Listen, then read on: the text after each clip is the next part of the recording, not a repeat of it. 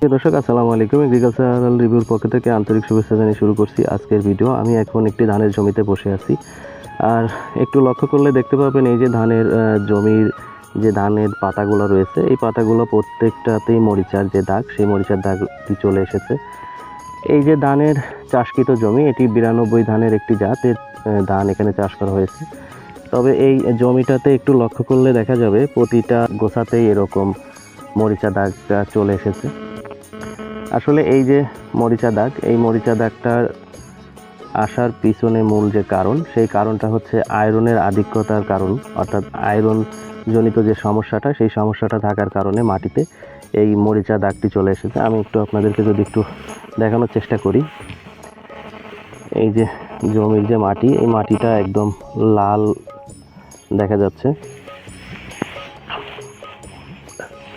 এটা যদিও বেলে মাটি, এরপরও এই মাটিতে আয়রনের প্রভাব খুব বেশি থাকাতে এখানে যে ধানগুলো রোপণ করা হয়েছে, এই ধানগুলোর যে গাছগুলো দেখতে পাচ্ছেন, এই গাছগুলোতে পাতাতে মরিচার যে স্পট, সেইটি চলে এসেছে।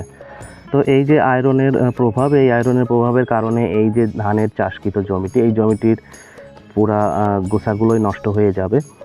আমি একটু আপনাদেরকে দেখানোর চেষ্টা করছি, আপনারা একটু লক্ষ্য করলে দেখতে পাবেন পুরা জমিটাই যে ধানের গোছাগুলো রয়েছে, প্রত্যেকটাতেই পাতাতে স্পট চলে এসেছে। আস্তে আস্তে একটা সময় এই পাতাগুলো নষ্ট হয়ে যাবে, ধানগুলো আর বাড়বে না।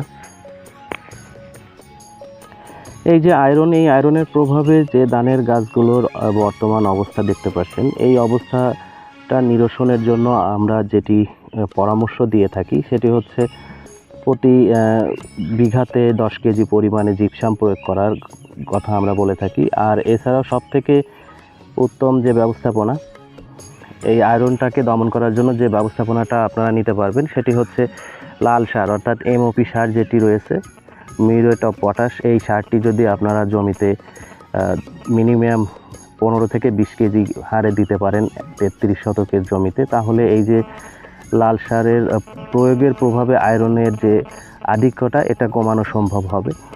এছাড়াও কিছু সোলো এসওপি অর্থাৎ স্প্রে এসওপি রয়েছে, যেগুলো পাতাতে স্প্রে করলে এই যে লাল সারের যে কার্যকারিতা, সেই কার্যকারিতাটা সেটি ধান গ্রহণ করতে পারে।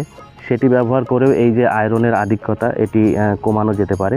মূলত সমস্যাটা হচ্ছে মাটিতে।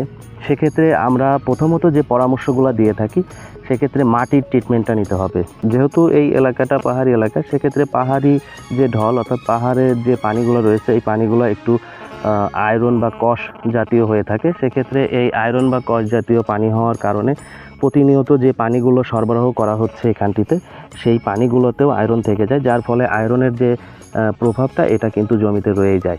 মাটির ট্রিটমেন্ট স্বরূপ যেটি ব্যবস্থা নেওয়া যেতে পারে, প্রতি 33 শতকের যে জমিগুলো রয়েছে, সেই জমিতে 1 থেকে 2 কেজি হারে জিঙ্ক ব্যবহার করা যেতে পারে, এবং পাশাপাশি সালফার ব্যবহার করা যেতে পারে। আর সবথেকে গুরুত্বপূর্ণ যেটি, সেটি হচ্ছে লাল সার, অর্থাৎ মিউরেট অফ পটাশ।